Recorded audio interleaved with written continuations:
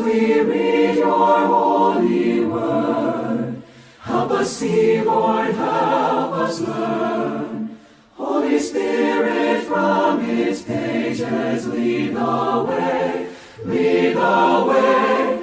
Come and rouse our stubborn will. Lord, make our hearts and souls be still. As we read your word, may we heed it and obey. 로마서 9장 13절 말씀, 로마서 9장 13절 말씀 봉독하겠습니다. 이것은 기록된 바 야곱은 내가 사랑하되 에서는 미워하였느니라 한과 같으니라. 제가 이제 2주 정도는 그 종말론과 관련된 말씀을 잠깐 미루고 이제 더 본격적으로 들어가기 전에 2주 정도 우리가 하나님의 말씀을 통해서 큰 하나님이 우리에게 말씀하시는 그 은혜와 또 그 사랑과 또 하나님의 역사들을 볼 수 있기를 바랍니다. 오늘의 제목은 야곱은 사랑하시고 에서는 미워하신 하나님. 야곱은 사랑하시고 에서는 미워하신 하나님이라는 제목으로 말씀을 선포하고자 합니다. 오늘 이 말씀을 얼핏 보면 야곱을 사랑하시고 에서를 미워하시는 하나님께서 참 불공평하시고 편애하시는 하나님이신 것처럼 보여집니다. 그러나 그것은 단지 우리 인간의 생각과 판단일 뿐입니다. 오늘 우리는 이 말씀을 묵상하면서 왜 하나님께서는 거짓말로 자기 아비를 속인 야곱, 인생의 전반이 거짓과 속임수로 가득 찼던 야곱을 사랑하시고 복 주신 그 이유가 무엇인지 살펴보고 하나님의 크신 사랑과 은혜와 하나님의 역사를 깨달아 알고 또 감사하는 시간이 되기를 구합니다. 하나님께서 사실 모든 인류 중에서 결론적으로 말씀드리자면 노아와 그 가족을 택하시고 또 아브라함을 모든 족속 중에서 아브라함을 택하시고 불러내신 것, 또 장자인 에서보다 야곱을 사랑하시고 불러내신 것, 사실 그 모든 것이 은혜다라고 이야기할 수 있습니다. 우리가 은혜에 의하지 않고서는 어느 누구도 구원받을 수 없고 어느 누구도 하나님 앞에 설 수 없다는 사실입니다. 우리는 그럽니다. 저 사람은 나보다 못해요. 저 사람은 더 나쁜 짓을 했는데 왜 저 사람을 하나님은 더 사랑하십니까? 라고 이야기할 수가 있어요. 그리고 나는 더 어렵다. 나는 죄인이 아니다. 저 사람보다 더 나은 자다. 라고 또 주장하는 분도 있을 수 있다는 것입니다. 그러나 우리가 보통 제가 자주 인용하는 그 속담은 도토리 키재기다. 다시 말해서 또 다른 말로 이야기하면 50보 100보다 라고 말씀드리고 싶어요. 누가 하나님 앞에서 자기 의를 주장할 수 있습니까? 누가 하나님 앞에서 내가 의롭다고 이야기할 수 있습니까? 아무도 없어요. 모든 사람은 다 죄인이고 모든 사람은 다 죽어서 지옥에 가야 됩니다. 하나님의 마땅한 형벌을 받아 마땅합니다. 그런데 하나님께서 모두 다 죽어야 하는데 그중에서 일부를 택해서 하나님의 은혜의 선택을 보여주시고 하나님이 누구이신가를 보여주시는 것은 얼마나 놀라운 일인지 모릅니다. 그것은 은혜의 선택이었어요. 그래서 아브라함을 통해서 또 노아를 통해서 아브라함을 통해서 심지어는 여기 있는 야곱을 통해서 하나님은 뭘 보여주시냐면 내가 누구든지 하나님께 나아오고자 하는 자는 하나님께서 은혜로 그를 불러주시고 또 은혜로 하나님께서 그를 보호해 주시고 은혜로 또한 하나님께서 약속하신 것을 주신다는 것을 보여주신다는 거예요. 이 모든 것들이 하나님의 은혜라는, 하나님의 은혜가 없었으면 어느 누구도 살 수가 없습니다. 오늘 여기서 특별히 하나님께서 보여주시고 하는 것들이 바로 이런 부분들입니다. 왜 하나님께서는 야곱이 아버지 이삭을 속였는데도 그를 복 주셨는지 우리가 잘 이해가 가지 않을 수 있습니다.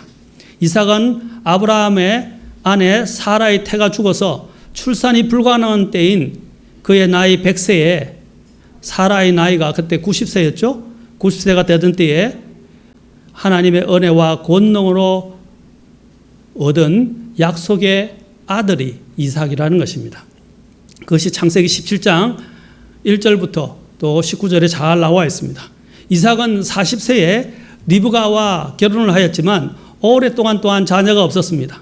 이삭의 오랜 기도 끝에 20년 후인 60세 되던 나이에 20년 동안 기도했죠. 에스와 야곱이라는 쌍둥이 아들을 얻게 되었습니다. 먼저 태어난 에스는 온몸이 붉었기 때문에 에스라고 이름을 하였습니다. 에스라는 뜻이 뭐라고요? 붉은 자라는 뜻이에요. 그렇죠? 또 둘째는 형의 발꿈치를 잡고 태어나서 야곱이라고 이름을 하였습니다. 자, 그래서 에스의 후손이 누구죠? 에스의 후손이 에돔 족속들이죠. 그 다음에 그런데 믿음의 조상 아브라함의 계승자인 이삭의 삶은 어땠습니까? 이삭은 아들로서 믿음으로 복을 계승하고 장막을 짓고 살았으며 주 하나님께 단을 쌓고 희생을 드렸습니다. 창세기 27장에 나타난 대로. 그런데 우리가 보면 이제 이삭의 이 가정에 믿음과 순종의 자녀라고 불려지는 이 이삭의 가정에 문제가 생기기 시작했어요.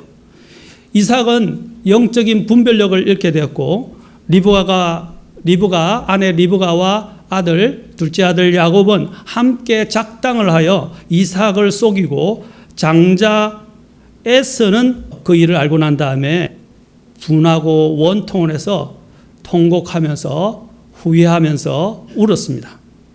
창세기 27장 1절에 보면 이삭이 나이가 들어 눈이 어두워서 보지 못할 때에 라고 이야기하고 있습니다.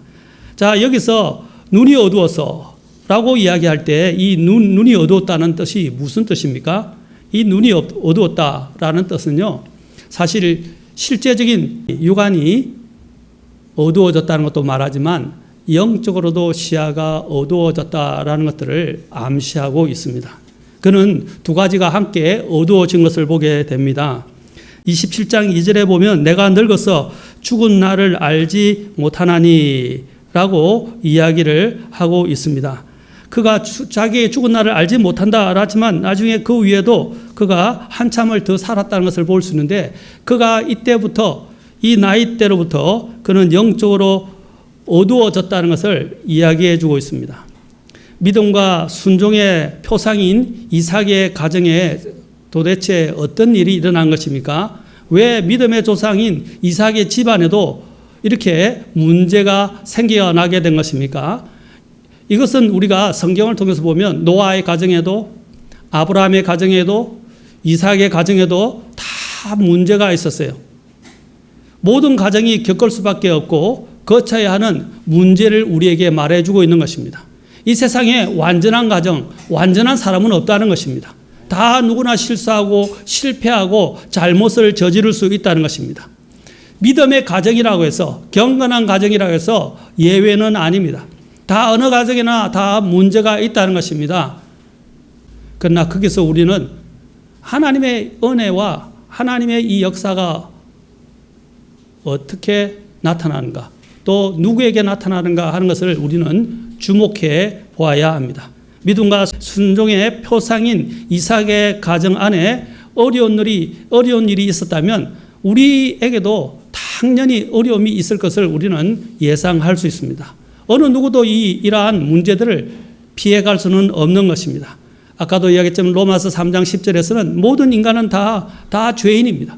의인은 없나니 단 한 사람도 없다고 이야기하고 있고 로마서 3장 23절에서도 모든 사람이 죄를 지어 하나님의 영광에 이르지 못하더니 라고 되어 있습니다.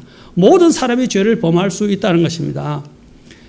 자, 그런데 믿음의 가정이었던 이삭이라고 생각했던 이삭의 가정에도 이런 문제가 생겼어요. 아까도 노아도 마찬가지죠. 노아도 세 아들에게서 문제가 생겼죠. 그렇죠? 아브라함도 마찬가지입니다. 그 다음에 이삭도 마찬가지입니다. 우리 인간은 다 타락하였고 악하여서 하나님을 결코 다 기쁘시게 할 수 없습니다. 그 타락한 혈과 육은 하나님의 왕국을 상속받을 수도 없습니다. 그러나 하나님께서는 정말로 참되시고 신실하시고 어려우셔서 그분께서 친히 약속하신 말씀은 1.1획도 땅에 떨어지지 아니하고 다 이루시는 분이시라는 것입니다. 그분은 아브라함과 이삭과 야곱에게 약속하신 대로 아브라함과 이삭과 야곱의 어떠함에도 불구하고 그들의 씨를 통해서 구원자 예수 그리스도를 약속대로 이 땅에 보내주신 것입니다. 사실 창세기 27장을 보면 이삭은 하나님의 언약의 말씀을 거슬러서 장자 에스를 축복하려 했습니다. 하지만 야곱에게 속아서 에스 대신해서 야곱을 축복하였습니다. 나중에 이 사실을 알게 된 이삭은 심히 두려워하며 떨었습니다. 그러나 이상하기도요, 이삭이 야곱을 축복한 그 일을 취소를 안 했어요. 취소를 하지 않았다는 것입니다. 그러자 이 에스는 더 분통해하고 대성통곡하면서 애원을 했지만 이삭은 다시는 에스를 축복하지 않았습니다. 그 당시 이삭의 나이는 130세였는데 창세기 27장 3절을 보면 그는 자신이 언제 죽을지 알지 못한다고 말했지만 무려 50년 후인 180세에 죽었습니다. 왜 이삭이 이렇게 서둘러서 에스를 축복했는지 참으로 희한한 일입니다. 그가 50세나 더 살았는데, 그러나 그가 130세의 나이에는 내가 더 오래 못 살 것 같다라고 생각을 했던 것 같아요. 그러나 하나님은 그의 생명을 무려 50년이나 더 연장해 주셨어요. 그의 눈이 어두워서 보지 못한 것보다는 그의 아까 영적인 시야가 어두워졌다고 이야기할 수 있습니다. 구체적으로 이삭은 아내 리브가가 임신했을 때 리브가를 통해서 리브가와 그에게 주신 하나님의 계시를 그는 유념하지 않았고 또 따르지 않았다는 것입니다. 하나님은 뭐라고 그랬어요? 분명히 창세기 25장 23절에서 이렇게 말씀하셨습니다. 주께서 그녀에게 이르시되 두 민족이 너 태 속에 있노라. 두 민족이라고 그랬죠? 두 종류의 백성이 너 배 속에서 나누어지리라.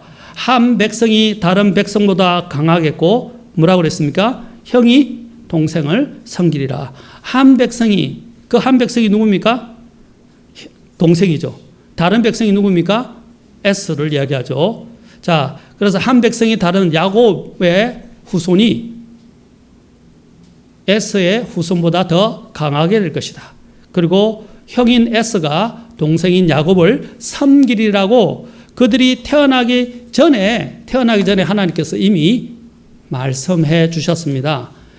그런데 왜 하나님께서 왜 에스는 미워하시고 야곱은 사랑하셨다고 이야기하는가?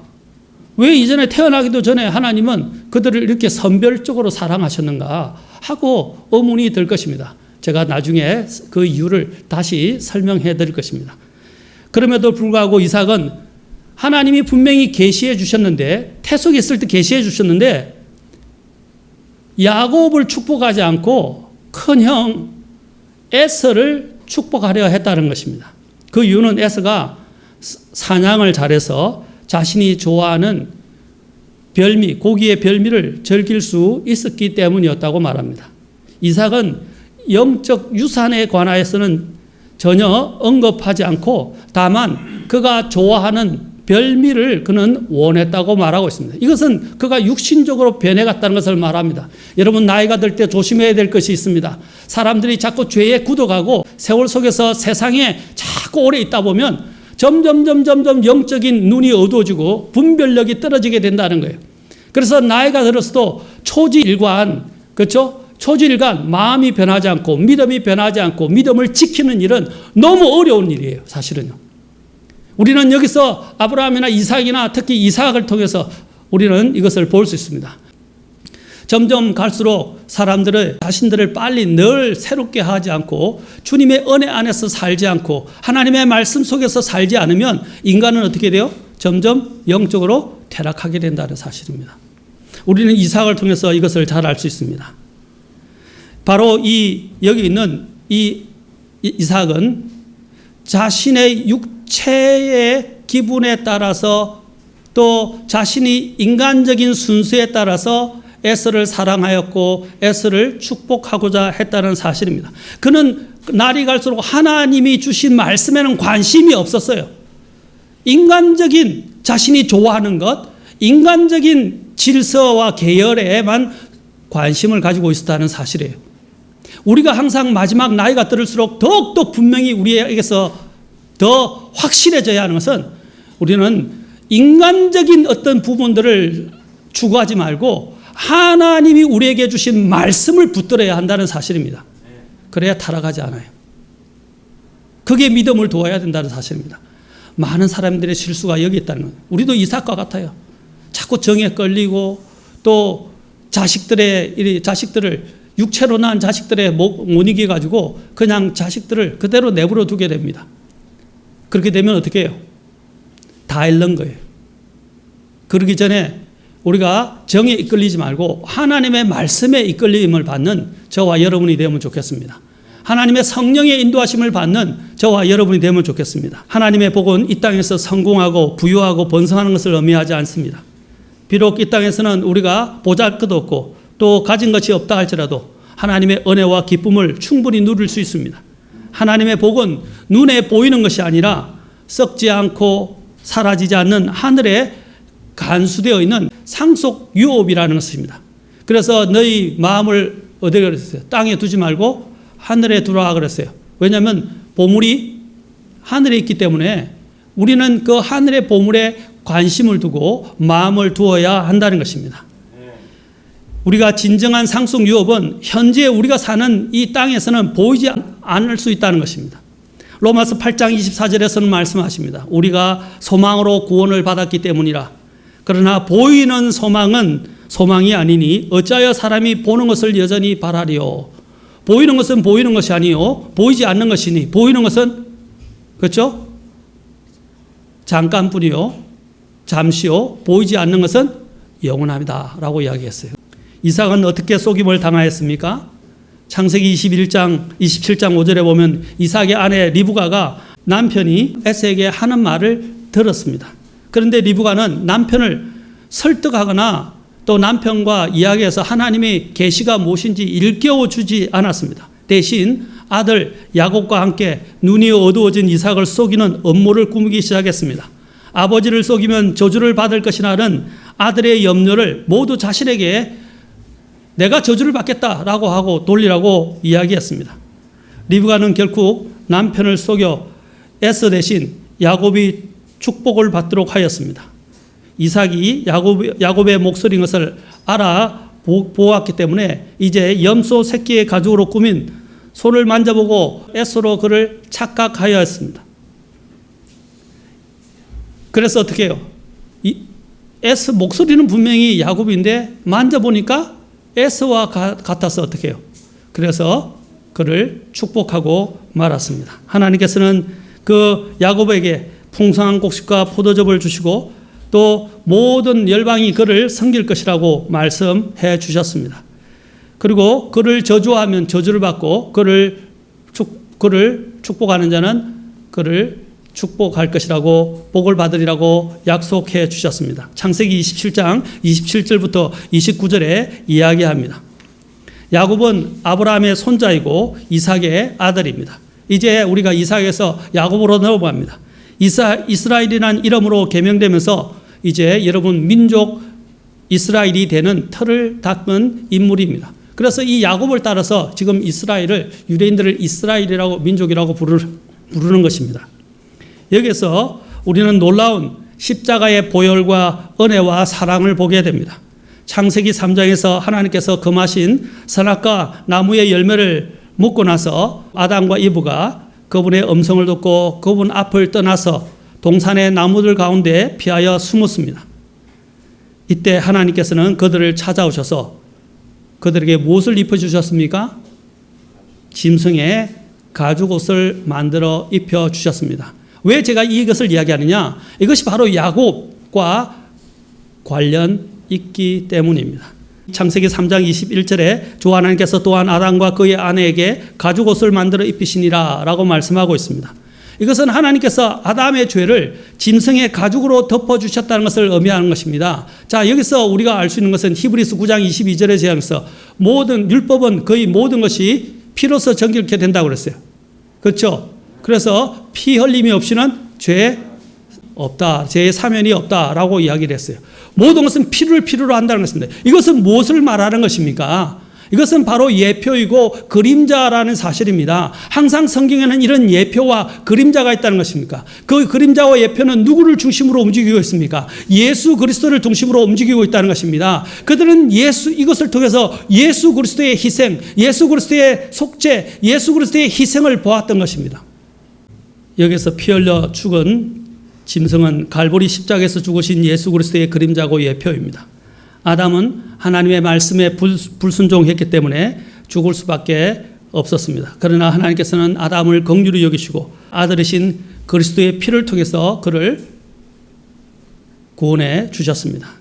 이 장면에서 이삭은, 우리는 앞에 있는 이 장면을 통해서 우리는 이삭은 바로 이 야곱, 죄인된 야곱을 축복하는 하나님의 역할을 하는 하나의 예표라고 말할 수 있습니다.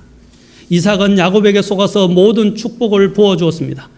이와 같이 하나님께서는 자신의 독생자의 피를 보시면 어떤 죄이든지 어느 누구라도 그 죄를 보지 아니하시고 그의 죄를 다 깨끗하게 하신다는 것입니다.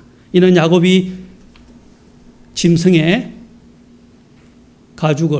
가죽옷을 입었기 때문입니다. 하나님께서 아담의 죄를 정죄하지 않고 넘어간 이유가 뭐 때문이었죠? 아담에게 가죽옷을 입혀주시고, 그렇죠? 그 다음에 그를 용서하신 것처럼 동일한 모형이 여기서도 나타나고 있습니다. 야곱이 어떻게 하고 있습니까? 창세기 27장으로 가보겠습니다. 자, 보세요. 야곱이 어떻게 하는가? 물론 리브가의 말에 의해서 이루어진 것이지만 이것은 모든 성경적인 예표를 말하고 있는 것입니다. 27장 6절부터 보십시오. 리브가가 자기 아들 야곱에게 말하여 이르되 보라, 내 아버지가 내 형 에서에게 말씀하시는 것을 내가 들으니 이러시기를. 27장 7절을 보십시오. 나를 위해 사냥한 고기를 가져다가 맛있는 음식을 만들어 내가 먹게 하고 내가 죽기 전에 주 앞에서 너를 축복하게 하라 하셨느니라. 그런즉 이제 내 아들아, 내가 내게 명령하는 대로 내 음성에 순종하라. 자, 이제 염소 때에, 리브가가 지금 말하는 건데, 이제 염소 때에 가서 거기서 염소들 중에서 좋은 새끼 2마리를 내게로 붙잡아오라. 그리하면 내가 그것들로 내 아버지를 위해 그분께서 좋아하시는 맛있는 음식을 만들리니. 뭐라고 했어요? 염소들 중에서, 그렇죠? 이 속죄, 그렇죠? 염소를 이야기하는 것입니다. 구약에 보면 나중에 염소 2마리를 희생을 하죠. 하나는 아사셀이라고 이야기하고 또 하나는 희생을 하는 염소 2마리가 있습니다. 레위기 전에 묵상하면서 잠깐 봤죠. 예, 2마리의 염소를 잡는 것. 하나는 죽여서 희생하고 피를 뿌리고 하나는 어떻게 해요? 광야로 보냈죠. 그렇죠? 자, 그때 이와 같이처럼 좋은 새끼 여기 2마리라고 나오죠. 2마리가 나옵니다. 염소들 중에 좋은 새끼 2마리를 내게 붙잡아오라. 그리하면 내가 그것들로 내 아버지를 위해 그분께서 좋아하시는 음식을 만들리니. 자, 그렇게 해가지고 어떻게 해요? 그것을 잡아서 음식을 만듭니다. 27장 15절을 보십시오. 리브가가 자기가 맡아 집에 둔 자기 맏아들 에스의 좋은 옷을 취하여 자기의 작은 아들 야곱에게 입히고 또 희생을 하고 그 옷을 입혔죠. 자, 에스의 좋은 옷을 대신 입혔어요. 에스의 옷을. 자, 이것은 또한 이렇게 이야기하면 됩니다. 우리가 지금은 누구의 옷을 입었어요? 영적으로? 우리가 예수님을 믿으면서 누구의 옷을 입게 되었죠? 예수 그리스도의 옷을 입게 되었잖아요. 그렇죠? 원래는 축복을 받아야 될 당연한 권리가 있는 예수님이 우리를 대신해서 죽으시고 우리에게 그분의 의를 입혀주셨어요. 아멘? 여기서도 마찬가지로 에스가 하나님의 축복을 받아 마땅한데 이제 리브가가 어떻게 합니까? 그 에스가 받을 그 축복의 옷을 누구에게 입혀주었어요? 야곱에게 입혀주었습니다. 그리고 또 염소들 중에서 새끼들의 가죽을 그의 손과 및 그의 목에 민숭민숭한 것에 붙여주고 자기가 예비한 맛있는 음식과 빵을 자기 아들 야곱의 손에 주었더라. 여기서 보면 예수 그리스도의 그 속죄의 그림자와 예표가 여기에 다 들어있다는 것을 보게 됩니다. 그들은 어떻게 해요? 이미 예수님이 오지 않았지만 믿음으로 어떻게 해요? 예수님의 그 희생을 바라보았다는 것입니다. 아멘. 짐승의 세계에서도 우리는 이런 사실들을 잘 알 수 있습니다. 여러분 실제로 이 목장에서 양을 치게 될 때 이 새끼 양이 죽질 하지만 어미 양이 죽게 되는데 어미 양이 죽으면요 그 어미 양을 죽었기 때문에 새끼가 젖을 물 수가 없죠. 새끼가 젖을 먹을 수가 없으니까 그 새끼를 어떻게 하면 다른 어미에게 주려고 하면 어떻게 돼요? 그 어미가 거부한다는 거예요. 그래서 거절을 당하게 됩니다. 이 경우 다른 어미 새끼 중에서 죽은 양의 가죽을 거기서 또 죽는 병으로 죽는 애들이 있거든요. 그 죽은 양의 가죽을 벗겨가지고 그 고아가 된 아이 양에게 그 아이가 아니고 양에게 뒤집어 씌워서 그 어미 양에게 준다 그럽니다. 그럼 냄새를 맡고 자기 양인지 착각한다는 거예요. 이와 같은 형태를 지금 사실 이 리브가가 한 거예요.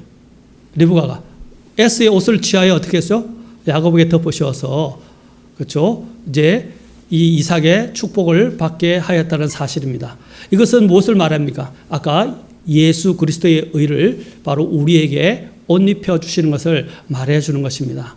이것은 얼마나 감사합니다. 야곱은 이런 것을 받을 만한 자격이 없는 자였어요. 자격이 없는 자였지만 하나님께서 그를 사랑하시고 그를 인도하셨어요. 그리고 야곱에게 있어서 나중에 보게 되겠지만 야곱에게 있어 특이한 점은 그가 비록 부족하고 연약하지만 그는 하나님에 대하여 열심을 가졌고 하나님을 사랑했다는 것입니다. 그리고 하나님의 축복에 관심이 많았다는 거예요. 또 결론적으로 이야기하자면 에서는 하나님의 축복에 관심이 없었습니다. 그것이 히브리서 12장에서 나중에 우리가 함께 보게 될 것입니다. 여기서 야곱이 아버지를 추속인 것이 정당화되는 것은 아닙니다. 장자권과 하나님의 복을 훔친 야곱은 분명히 저주를 받아야 합니다. 그렇죠? 저주를 받아 마땅합니다. 그럼에도 불구하고 하나님은 왜 야곱을 선택하시고 복 주셨습니까? 그것은 두 가지입니다. 바로 그가 하나님을 사랑하고 하나님을 추구했기 때문입니다. 그는 하나님께 대한 열심을 가졌어요. 정말 하나님을 알고자 했고 하나님의 복을 갈구했다는 거예요. 그러나 에서는 어떻게 했어요? 하나님의 복에는 관심이 없었어요. 장자권까지도 그는 업신여겼어요. 그는 믿음으로 받게 될 그러한 하나님의 놀라운 것들을 그는 다 업신여겼어요. 그러나 야곱은 어떻게 했어요? 비록 그는 둘째였고 장자권을 가질 수 없었지만 하나님을 사랑하고 하나님의 그 복에 너무 관심을 갖고 하나님의 복을 받기를 갈구했다는 게 이게 믿음이에요. 그가 잘났어가 아니에요. 그는 하나님의 복이 없으면 살 수 없다는 그런 마음은 가지고 있었다는 거예요.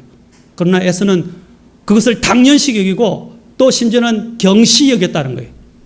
그것이 가장 문제예요. 우리도 마찬가지입니다. 우리도 마찬가지예요. 하나님이 우리에게 주신 것들을 너무 당연시 여기게 되면 문제가 생깁니다. 우리는 항상 겸손하게 내가 부족하고 나는 하나님의 복이 없으면 살 수 없다는 마음을 가져야 되는 것입니다. 아멘.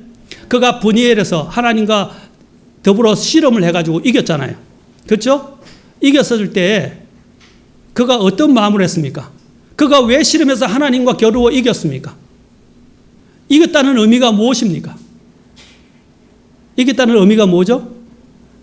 하나님, 저는 하나님 없으면 아무것도 할 수 없고 아무것도 이룰 수가 없는 존재입니다. 저는 하나님 없이는 살 수가 없습니다. 하나님이 복을 내려주시고 하나님의 제 삶을 인도하시자면 저는 아무것도 아닙니다. 그래서 어떻게 해요? 하나님만이 복 주셔야 합니다. 하나님을 붙잡고 안 놓아준 거예요. 놓아주지라는 거예요. 그래서 하나님께서 어떻게 해요? 그래 내가 졌다. 너를 축복해 주겠다. 약속하신 거예요. 물론 본격적인 축복은 거기 있지만 그 이전에 베델에서부터 그는 하나님의 믿음을 이미 가졌습니다. 그가 회심하고 완전히 변화됐다는 것을 보게 됩니다. 그러나 버니엘에서 본격적으로 하나님을 만나게 됐고 그는 하나님 없이는 절대 안 됩니다 하고 하나님을 붙잡았던 거예요. 그것이 첫 번째예요. 저와 여러분도 마찬가지입니다. 내 삶에 하나님이 없으면 안 됩니다. 절대 하나님이 없으면 안 됩니다. 에서처럼 되지 마십시오. 나는 구원받았네. 나는 이제 전혀 어떻게 살든 상관없네. 하고 영적인 것들, 하나님이 주실 영적인 상속들, 하나님이 주신 영적인 우리의 또 아들들 이런 것들을 무시하고 살면 모든 걸 잃게 돼요. 그러나 가진 것이 없고 얻을 것이 없지만 하나님 앞에 겸손하게 엎드려서 정말 저는 하나님이 없이는 살 수가 없습니다. 하나님 도와주십시오. 하나님 긍휼을 구합니다. 하고 구하는 자에게 하나님은 어떻게 하십니까? 이런 긍휼을 부어주신다는 사실이에요. 아멘. 야곱은 바로 이 하나님의 긍휼을 구했고 하나님의 은혜를 구했고 그래서 그 은혜와 긍휼을 입었다고 이야기할 수 있습니다. 두 번째는 그가 또 그가 하나님 앞에 선택을 받게 된 이유는 무엇입니까? 그가 염소 새끼 가죽을 입었기 때문입니다. 하나님께서 범죄한 아담에게 짐승의 가죽옷을 입힌 것과 같은 맥락입니다. 이는 하나님의 구원은 사람의 행위대로 되는 것이 아니라 오직 하나님의 은혜와 믿음을 통해서 된다는 사실입니다. 이것은 모든 시대에 다 통용되는 것이에요. 모든 시대에 통용되는 것이 무엇입니까? 자, 우리가 잘 알지만 에베소서 2장 8절부터 10절에 있는데 특히 8, 9절에 보겠습니다. 모든 시대에 통용되는 법칙이 있습니다. 영적인 법칙이 뭐냐? 영적인 법칙 2장 8절, 9절 우리가 잘 알지만 같이 함께 읽겠습니다. 이제 어떤 곳에서는요, 어떤 교회에서나 어떤 것에서는 교리로 이렇게 가릅니다. 각 시대별로 구원받는 것이 다르다라고 이야기합니다. 아닙니다. 아까 제가 전에 보여줬죠. 7시대가 있다고 그랬죠. 그 7시대마다 하나님이 구원하는 방법이 다 다르다고 이야기해요. 아닙니다. 모든 시대에 다 통용되는 구원의 방법은 딱 한 가지밖에 없어요. 죄를 용서받고 구원받는 방법은 한 가지밖에 없다는 말입니다. 2장 8절 9절입니다. 같이 읽겠습니다. 시작. 이는 너희가 믿음을 통해 시작. 이는 너희가 믿음을 통해 은혜로 구원을 받았나니 그것은 너희 자신에게서 난 것이 아니에요. 하나님의 선물이니라. 행위에서 난 것이 아니니 이것은 아무도 자랑하지 못하게 하려 함이라. 아멘. 믿음을 통해 은혜로, 영어로 보면 by grace가 먼저 나와요. 그 다음에 through faith가 뒤에 나와요. 먼저 은혜가 먼저예요. 은혜에 의하여 믿음을 통해 구원을 받았다라고 되어 있어요. 여러분, 모든 시대는 하나님의 은혜에 반응하는 믿음이 없이는 구원받을 수 없다는 사실입니다. 바로 이것을 보여주는 것입니다. 이러한 것들을 이 리브가와 야곱이 행한 것이 무엇입니까? 바로 이 믿음과 은혜에 의해서 그는 하나님의 은혜를 갈구 해서 하나님이 정하신 법칙인 바로 짐승을 잡았고 또 짐승의 가죽 옷을 입었다는 사실입니다. 하나님께서 범죄한 아담에게 짐승의 가죽 옷을 입힌 것과 같은 맥락입니다.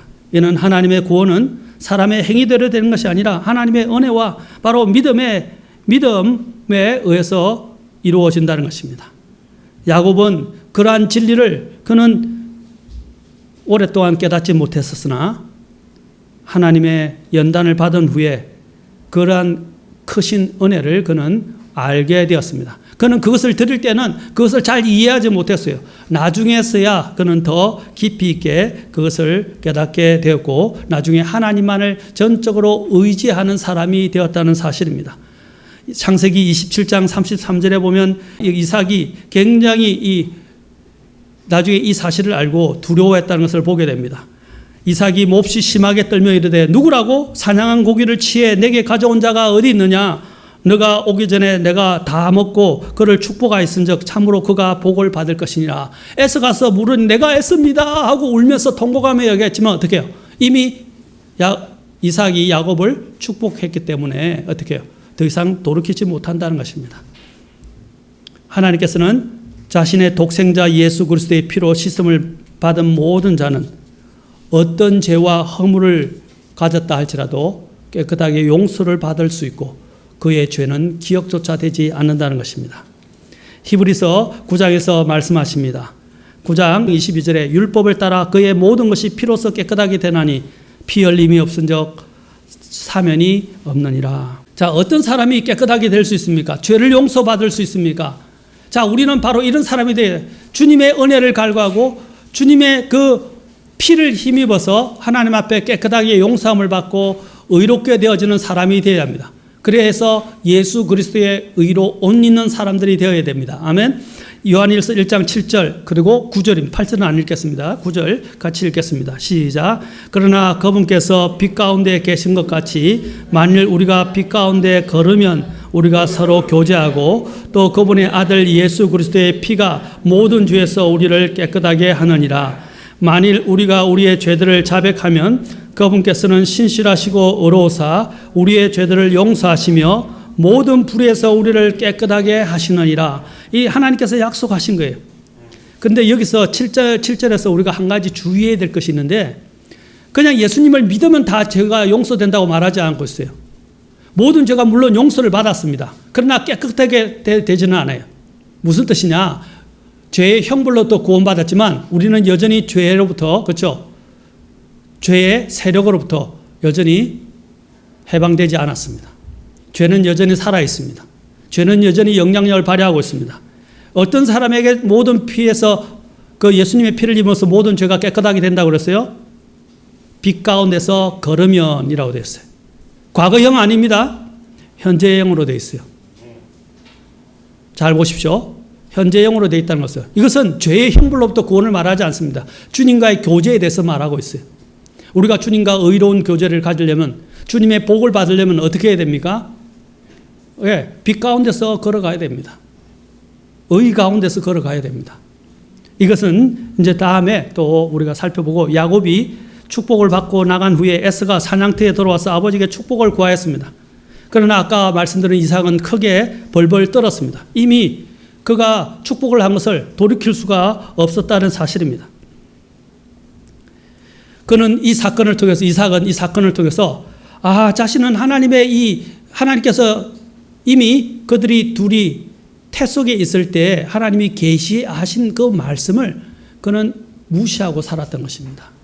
그래서 그는 이 사건을 계기로 해서 다시 일경을 받게 됐고 하나님 앞에 두려움을 표하게 된 것입니다. 그를 두렵게 하는 것이 무엇이었습니까? 하나님은 그의 잘못을 일깨워 주시고 그가 하나님의 말씀에 불순종하려고 했던 것들에 대해서 하나님이 깨닫게 해 주신 것입니다. 한번 약속한 것을 돌이키지 아니하시는 동안 신실하신 하나님을 그는 또한 두려움으로 그는 깨닫게 되었습니다. 하나님께서는 아들이신 예수 그리스도의 피로의 예표를 통해서 이삭과 야곱의 죄와 그의 허물을 용서해 주시고 덮어 주셨습니다. 이것이 하나님께서 그분의 자녀들을 향하신 그분의 사랑과 은혜와 긍휼과 오래 참으심이라고 할 수 있습니다. 하나님은 얼마나 사랑과 은혜와 긍휼과 오래 참으심이 풍성하신지 참으로 말로 형용할 수가 없습니다. 우리는 날마다 죄를 짓습니다. 날마다 주님 앞에 참 죄를 지어서 죽어 마땅한 죄인들입니다. 왜냐하면 죄의 싹은 사망이기 때문입니다. 그런데 하나님께서는 늘 은혜로 그분의 피를 힘입어서 그분 앞에 나오는 자들은 다 용서받을 수 있도록 하신다는 사실입니다. 이것은 얼마나 감사한 일인지 모릅니다. 그러나 에스는 어떻게 했습니까? 에스는 이것을 아무렇지 않게 생각했다는 사실입니다. 그는 사냥을 좋아해서 장자권에 대해서는 생각이 없었어요. 장자권에 대해서는 전혀 마음을, 관심을 또 중점을 두지 않고 살았습니다. 그것을 소홀히 여겼던 것이죠. 하나님은 경히 여김을 받지 아니하시는 분입니다. 우리는 하나님을 소홀히 해서는 안 됩니다. 특히 하나님의 말씀 또한 소홀히 해서는 안 됩니다. 하나님이 주시는 그 복, 그리고 하나님이 주시는 그 권리들을 우리는 무시해서는 안 됩니다. 그러나 오늘날 많은 그리스도인들이 하나님이 주시는 것들을 아무렇지 않게 생각합니다. 바로 에스가 그런 사람이었다는 것입니다. 에스는 어떻게 했습니까? 아버지가 육체적으로 좋아하는 그 별미를 구하고 또 그는 사냥을 좋아해서 사냥을 나갔습니다. 그래서 사냥을 갔다가 아무것도 얻지 못해서 배가 고파가지고 배가 고파서 어떻게 했습니까? 동생이 끓여주는 팥죽 한 그릇에 그냥 아무렇지 않게 장자권을 팔아 넘겨버렸어요. 팥죽 한 그릇 때문에 자신이 가장 중시해야 될 하나님이 주시는 그 복에 모든 것이 달려있는 그 장자권을 팥죽 한 그릇에 팔아 넘겼다는 거예요. 여러분, 우리가 사회에 살면서 이런 일들이 비일비재합니다.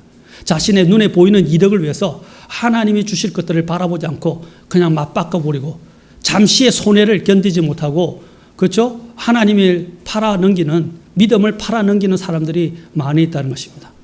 이것은 얼마나 엄중한 일인지 모릅니다. 우리는 하나님이 주시는 것들을 소홀히 여겨서는 안 돼요. 보십시오. 팥죽 한 그릇이 뭐예요?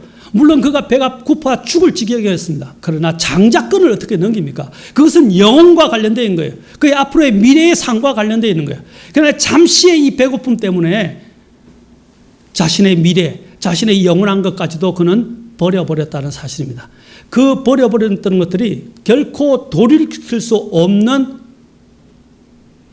문제가 되었다는 사실입니다. 히브리서 12장으로 가서 보겠습니다. 그는 하나님께서 그에게 주신 선택의 기회를 그는 매번 놓쳤습니다. 자, 12장 다 보셨나요? 15절, 16절, 17절 같이 읽겠습니다. 시작. 부지런히 살펴 하나님의 은혜에 이르지 못하는 자가 없게 하고 썬뿌리가 돋아나 너희를 괴롭게 하거나 그것으로 말미암아 많은 사람이 더럽게 되지 않도록 할지니 이것은 음행하는 자나 혹은 먹을 것 한 조각을 위해 자기의 장자권을 판 에스와 같이 속된 자가 있지 아니하게 하려 함이라. 너희가 아는 바와 같이 그 뒤에 그가 복을 상속받고자 하였으되 거절당하였으니 그가 눈물을 흘리고 염려하며 뜻을 돌릴 것을 구하였으나 그것을 찾지 못하였느니라. 여러분, 기회는 다시 안 올 수 있다는 사실을 우리는 알아야 됩니다. 한번 지나간 기회, 특히 이 복과 관련된 이 기회, 이것은 우리의 방신과 우리의 하나님의 말씀에 대한 경시와 또 하나님이 주시는 그 놀라운 축복권들을 우리가 멸시하게 될 때 다시는 우리에게 그런 기회가 오지 않을 수 있다는 것입니다. 오지 않을 수 있다. 제가 여러분 주보 있죠? 주보 제일 앞에 한번 보십시오. 삶에서 가장 달콤해 보이는 죄들이 죽음 이후에는 가장 쓰라린 것이 될 것이다. 이 말씀을 명심하십시오. 잠시의 것 때문에 그는 영원한 것을 잃어버렸습니다. 보십시오. 그가 다시 복을 상속받고자 했으나 거절당했다고 그랬어요. 그리고 눈물을 흘리고 염려하며 뜻을 돌릴 것을 구하였으나 찾을 수 없었다고 말씀하고 있습니다. 다시 돌이킬 수 없었다는 거예요. 자, 그것을 뭐라고 15절에서 말합니까? 하나님의 은혜에 이르지 못했다. 또 두 번째, 또 우리가 S를 통해서 알 수 있는 것은 썬뿌리라는 거예요. 그거 어떻게 했어요? 분통하고 화가 나서 심지어는 야곱을 죽이려고 했다는 사실입니다. 우리가 이 야곱을 죽이려고 했다는 걸 보니까 형이 아우를 죽이려고 했던 사건을 우리가 이전에 또 역사 속에서 알 수 있죠? 어떤 사건이었죠? 예, 가인과 아벨을 통해서 우리는 알 수 있어요. 가인이 어떻게 했어요? 분해서 하나님 앞에 회개했어야 되는데 분해가지고 심지어는 그 분을 참지 못해 자신의 동생 아벨을 미워하고 그를 죽여버렸습니다. 오늘 여기서도 똑같은 모습을 보게 됩니다. 에서는 회개하고 하나님의 긍휼을 구하는 대신에 분해서 어떻게 해요? 자신의 동생 야곱을 죽이려 했다는 사실입니다. 그는 회개를 원하시는 하나님의 진리의 사랑을 그는 거부한 것입니다.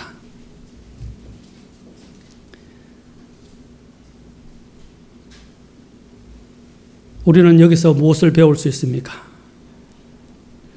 하나님께서는 모든 면에서 탁월하고 모든 자질을 갖추고 있었던 뛰어난 그 장자 에스를 선택하지 아니하고 야곱을 선택했다는 것입니다.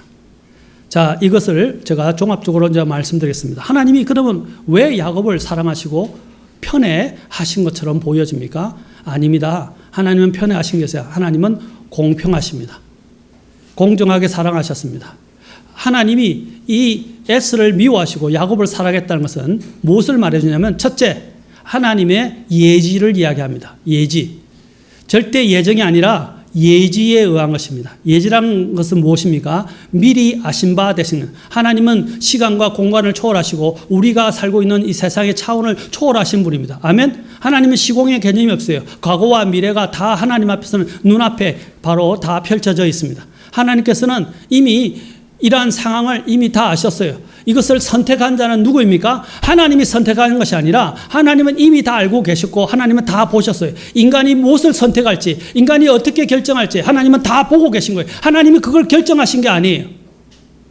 그게 장로기의 절대 예정이 틀렸다는 거예요. 하나님은 이미 다 아시고 정하신 거예요. 그걸 예지라고 이야기합니다. 그래서 그걸 예지 예정이라고 그래요.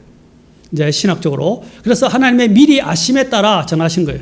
그래서 하나님은 이미 에스가 이렇게 되고 또 야곱이 이렇게 될 것을 하나님은 다 알고 계셨어요. 에스는 장자권을 이렇게 하지 않아도, 이런 사건이 벌어지지 않아도 에스는 장자권을 업신여기고 자기 마음대로 살 것을 알고 계셨고, 그는 회개하고 돌이키지도 않을 것을 알고 계셨어요. 그러나 야곱은 어떻게 해요?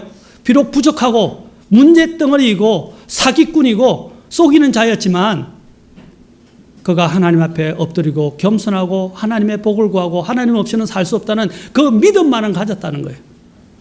그래서 하나님께서 주셨다는, 아까 이야기했지만 장자로서 에스는 메리트가 많았어요. 장점이 많았어요. 아까도 얘기했죠. 인간의 장점이나 단점은 하나님 앞에서는 아무것도 아니라는 것이에요. 인간이 아무리 많은 장점을 갖고 있어도 다 죄인이라는 거예요. 다 하나님의 은혜를 필요하는 자라는 것입니다. 사랑하는 성도 여러분, 우리는 하나님의 은혜 없이는 살 수가 없습니다. 그래서 우리는 하나님의 이 은혜를 얻고자 항상 바짝 엎드려야 됩니다. 겸손해야 합니다. 그러지 않으면 하나님의 은혜를 받아들일 수 없어요. 하나님은 어떤 사람에게 은혜를 주신다고 그랬어요? 하나님은 어떤 사람들에게? 겸손한 자에게, 교만한 자는 대적하시나 겸손한 자에게 은혜를 주시느니라. 또 하나님은 어떤 사람을 만나 주신다고 그랬어요? 나를 찾는 자는 내가 만나리라 라고 말씀하셨어요. 아멘. 내게는 그런 마음이 있습니까? 나는 겸손하게 하나님의 은혜를 갈구하는 사람입니까? 나는 하나님을 만나고자 하는 그런 정말 간절한 소망이 내게 있습니까? 없다면요, 여러분 에서처럼 여러분도 기회를 잃어버리고 또 하나님이 주신 그 놀라운 권리와 복들을 경시함으로 인해서 나중에는 그것을 받고자 해도 받지 못하게 될 날이 온다는 것입니다. 후회하게 될 날이 온다는 거예요. 보십시오. 아까 얘기했잖아요. 그가 복을 상속받고자 하였으되 거절당하였으니, 그가 복을 눈물을 흘리고 염려하며 뜻을 돌릴 것을 구하였지만 그것을 찾지 못하였느니라. 우리는 이것을 명심해야 합니다. 우리는 또한 여기서 보면 이것이 자기의 선택에 의해서 이루어진다는 것을 보게 됩니다. 하나님이 너가 죄를 짓고 죄를 짓지 말고 너가 지옥에 가고 너가 천국에 갈 것을 하나님이 정해놓으신 것이 아니라 이것은 누가 결정한 거예요? 예? 하나님은 다 알고 계셨지만 이 선택은 누가 한 것입니까? 에스가 한 거예요. 야곱이 한 거예요. 저와 여러분의 결정이 이렇게 될 수 있다는 것입니다. 저와 여러분의 결정이 이것을 만들어 간다는 사실입니다. 우리는 우리 자신의 안에 있는 내면을 우리 각자 다 잘 살펴보시기를 바랍니다. 우리의 자신의 상태를 보십시오. 하나님 앞에서 참으로 나는 부족하다, 연약하다 라고 우리는 하나님 앞에 항상 겸손하게 엎드리고 그분의 은혜와 긍휼을 구해야 합니다. 그런데 우리가 가족 보면 가족 가운데서 부모님들도 편애하기 쉬운데, 여러분 우리가 편애할 때 자꾸 인간이 보는 기준에 따라서 편애를 하는데 하나님은 달리 볼 수 있고 하나님은 중심을 보시는 분이에요. 하나님은 외모로 사람을 평가하지 않습니다. 우리는 그래요. 이렇게 야, 쟤 참 잘생겨 준수하게 생겼어. 쟤는 참 착한 것 같아. 우리는 자주 이런 말을 합니다. 그러나 인간이 말하는 그 준수와 그 착함이 하나님 앞에 그것이 과연 정당화되고 하나님께 받아들일 수 있는 자격 요건이 됩니까? 안 된다는 거예요. 안 된다는 거예요. 이 땅에는 어느 누구도 어려운 사람은 없습니다. 우리에게 필요한 것은 하나님의 은혜이며 예수 그리스도입니다. 우리에게는 예수 그리스도가 필요해요. 우리는 예수 그리스도의 의로 옷 입어야 됩니다. 하나님께서 야곱에게 뭡니까? 짐승의 가죽옷을, 이제 야곱이 짐승의 가죽옷을 입히고 또 염소 새끼 2마리를 피를 내서 죽였을 때 하나님이 야곱을 보신 것은 무엇이었습니까? 바로 그 죽은 짐승의 피와, 그죠? 그가 입었던 그 가죽옷을 통해서 야곱을 보신 거예요. 마찬가지로 하나님께서 우리 같은 모든 죄인을 하나님이 어떻게 받아주시는 것입니까? 어떻게 인정해 주시는 것입니까? 바로 우리가 믿는 예수 그리스도를 통해서 우리를 바라보시기 때문에 이루어지는 거예요. 내가 잘났어가 아니에요. 그래서 우리는 예수 그리스도로 옷 입어야 합니다. 예수 그리스도의 의로 옷 입어야 합니다. 우리 모두는 예수 그리스도가 필요합니다. 그리고 하나님의 은혜를 갈구하는 사람이 되어야 합니다. 하나님이 우리 같은 죄인들을 사랑해 주신 것, 불러주고 인도해 주신 것 얼마나 감사합니까? 내가 그 하나님의 부르심과 은혜의 부르심에 반응하여 믿음으로 겸손하게 엎드려서 주님 앞에 바짝 엎드려서 주님, 저는 죄인입니다. 저를 용서해 주시고 저를 구원해 주십시오 라고 우리가 기도했을 때 하나님께서 우리를 받아주시지 않으셨습니까? 얼마나 감사한지 몰라요. 우리는 아무런 자격이 없던 사람들이었습니다. 우리가 마지막으로 한 구절만 더 보고 마치겠습니다. 고린도전서 1장 26절부터 31절까지 우리가 읽고 우리가 마치도록 하겠습니다.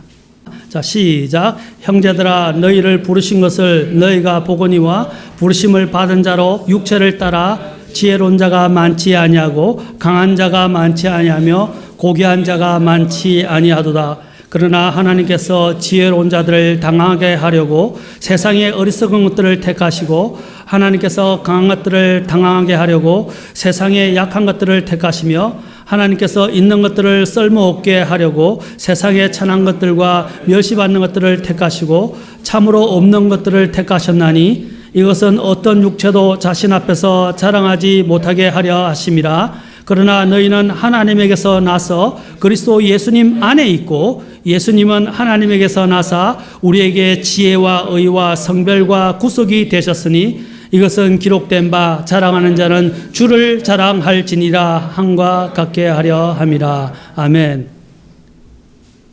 우리가 어떤 모습이었는지 한번 보세요. 우리는 아무런 메리트가 없었던 사람입니다. 그러나 하나님이 은혜로 우리를 불러주셨어요. 우리는 믿음으로 화답했습니다. 이제 우리에게 필요한 것은 무엇입니까? 하나님의 은혜 앞에 바짝 엎드리고 하나님의 은혜를 갈구하는 믿음이 필요합니다.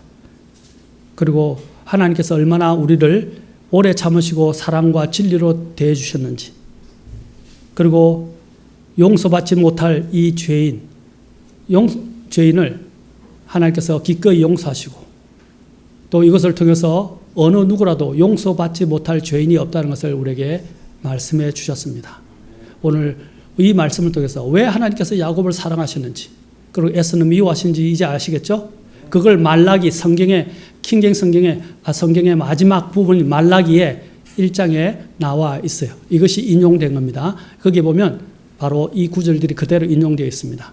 그게 말라기의 마지막에 우리 모두가 하나님의 은혜를 잊고 믿음으로 나아가는 저와 여러분이 될 수 있기를 주의 이름으로 축복합니다. 하나님의 주시는 영원한 그 상속을 또 우리에게 주시는 권리를 업신여기지 않는 저와 여러분이 될 수 있기를 주의 이름으로 축원합니다. Open my eyes and let me see glimpses of truth you have for me. For in your word I find the truth that sets me free.